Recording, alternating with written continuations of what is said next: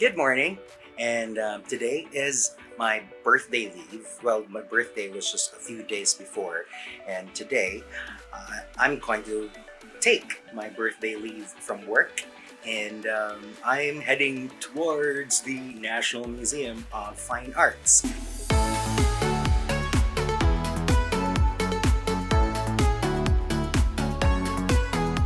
So I've got my bag ready, which fits the not more than 33 centimeters by 40 something ish centimeters requirement.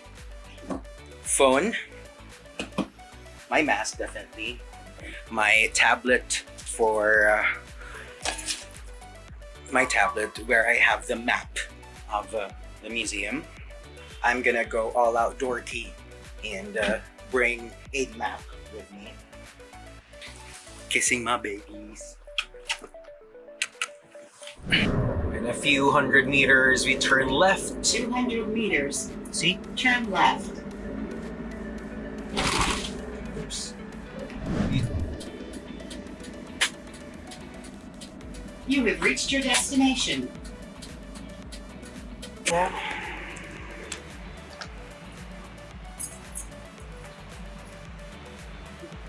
Welcome to the museum.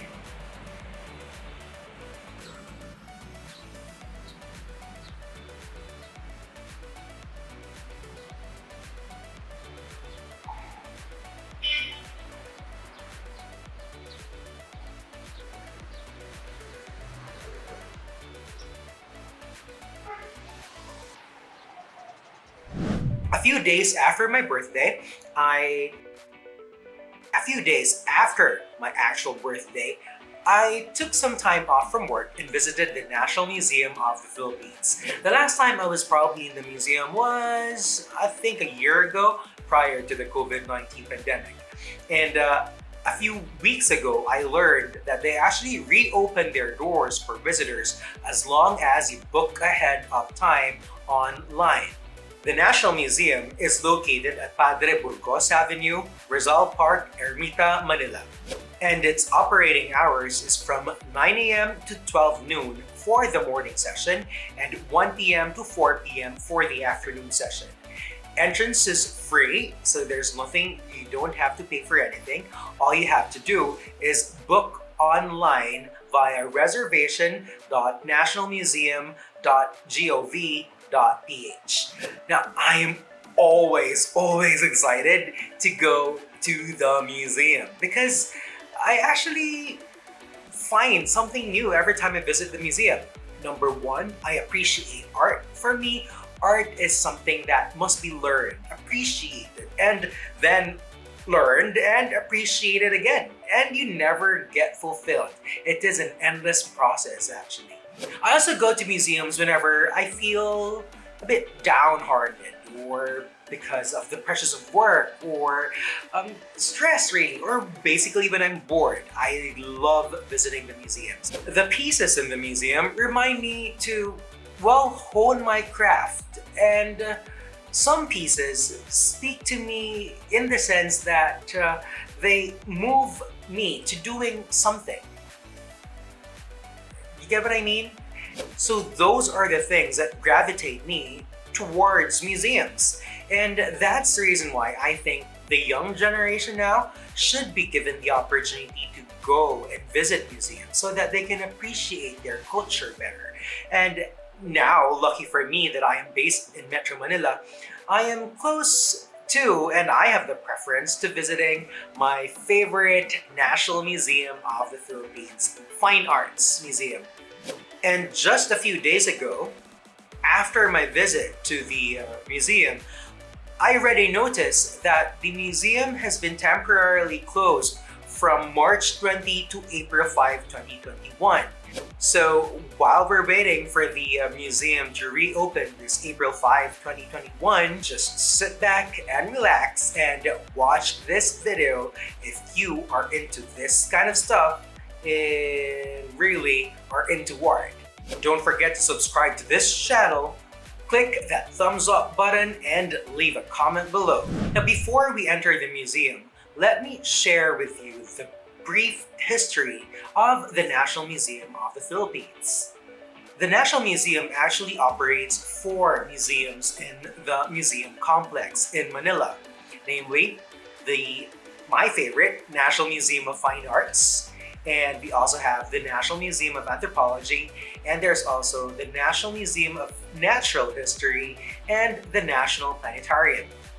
For this episode, we'll be exploring the National Museum of Fine Arts, well, because it's my favorite. However, in the past, this was not called the National Museum because when it was built in 1901 by the Philippine Commission, it was first called the Insular Museum of Ethnology, Natural History, and Commerce. It's kind of long, right? But thank God they changed the name.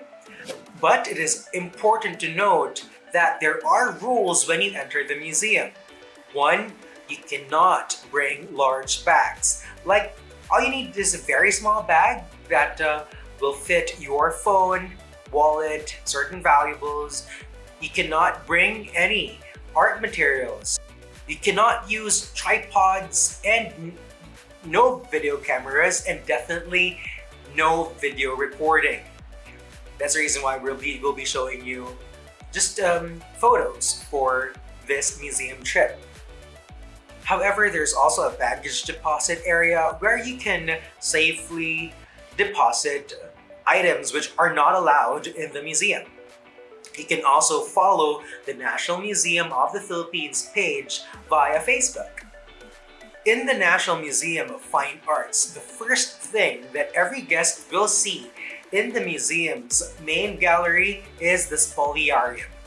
And rightfully so, since the Poliarium, a magnum opus by Juan Luna, was one of the catalysts behind the uprising of the Filipino people against the Spanish colonizers. First, on the left portion of the painting, you see that this portion is energized and alive with yet callous spectators, while the right side represents the dark and sorrowful yet human aspect of the gladiator's plight. You see this woman sprawled on the ground like that. You don't see her face, and yet every part of her says sorrow and despair.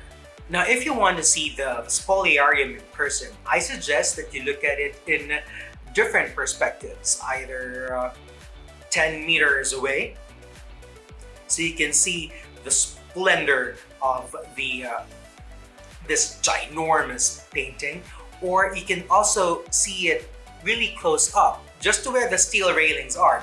One great thing about this painting as well is how Juan Luna was able to execute the chiaroscuro technique, where he depicted the contrasting play of shadows and light as well.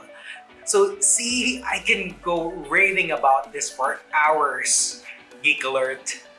Another painting of Juan Luna, which is one of my favorite as well, is the Parisian Life. This was created by Juan Luna in the year 1857 to 1899. This painting is actually considered one of Juan Luna's obra maestra, but you have to remember that it is also labeled as Juan Luna's obra novicio, meaning one of his beginning works as a novice or as a beginner or as a student. At first glance, you see a lady who is apparently wealthy, but yet unhappy. You can say that probably opulence does not make one happy. But you see, this lady in this painting is actually a courtesan who is actually a prostitute with wealthy and upper class clients. And as we know, Juan Luna is a Filipino revolutionist, and so his masterpieces usually mean more.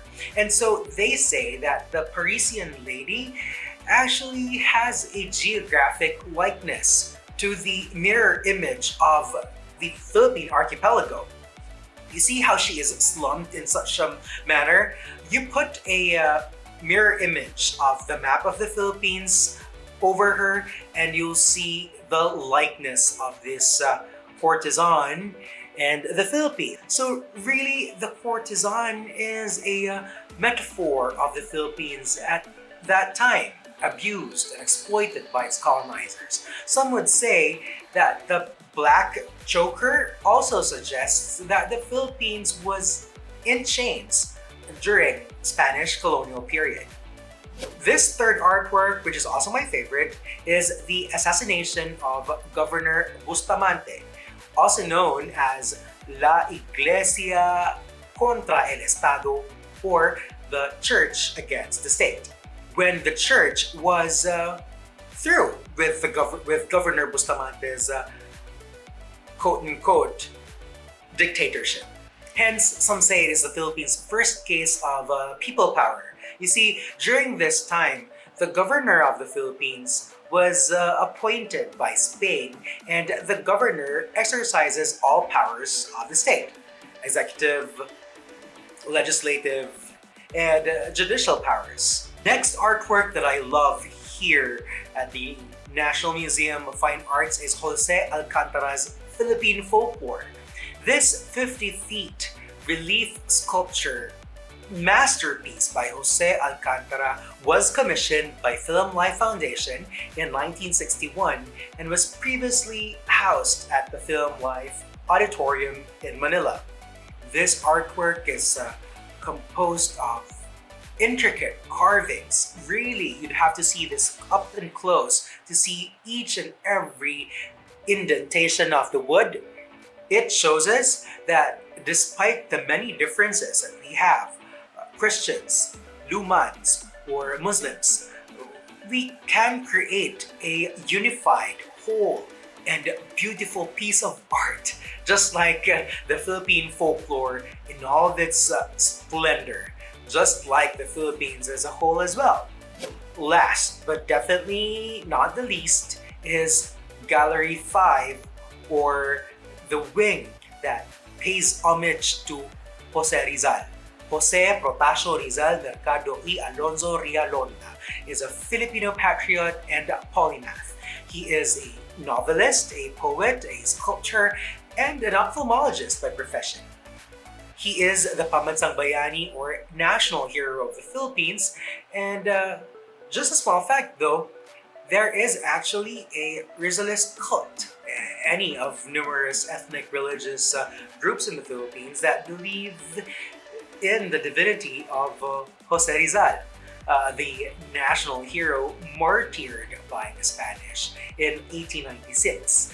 It is commonly believed that he is still alive and will return to deliver his followers from poverty and oppression. But anyway, back to the museum. Gallery 5 is magnificent in that you'll be surprised that our dear hero is also a sculptor and an artist himself.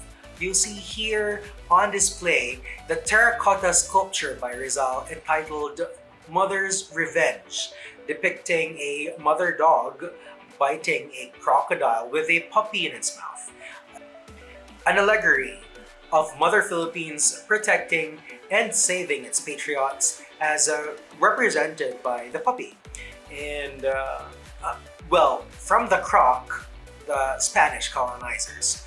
You'll also see here sculptures of Rizal made by other known artists. And very interesting is the actual book given by Jose Rizal to Josephine Bracken just perhaps an hour before his death at 7 a.m.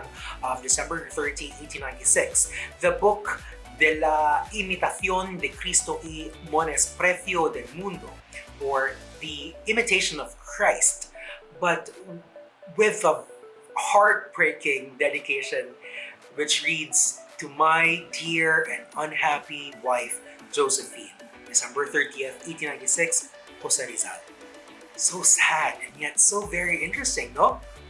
So there are many things to learn about the life of our national hero, and maybe Gallery 5 can perhaps just give us even a glimpse of how great a man he was. Or he still is, actually. Here are just a few photos of the more modern and contemporary art at the second and third floors of the museum.